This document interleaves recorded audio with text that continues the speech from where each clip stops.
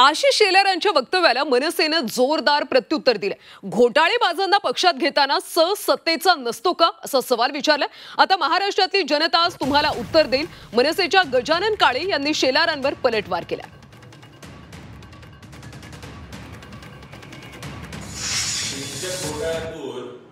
नेते भाजपात आले, महाराष्ट्र सदनाच्या घोटाळ्यातून भुजबळांना स्वतःच्या पक्षात आणलं। पण तो सलीम कुत्ताच्या इथे नाचलेला त्याला स्वतःच्या पक्षात आणून शुद्धीकरण केलं। आदर्श घोटाळ्यातली व्यक्ती स्वतःच्या पक्षात आणली, त्यावेळी सत्तेचा नसतो। मात्र मराठी महाराष्ट्रासाठी आली तर आता रस्त्यावर गोट्या खेळा। ही मराठी आणि महाराष्ट्रातली जनता आशिष शेलार लवकरच गोट्या काढून कोयवा खेळेल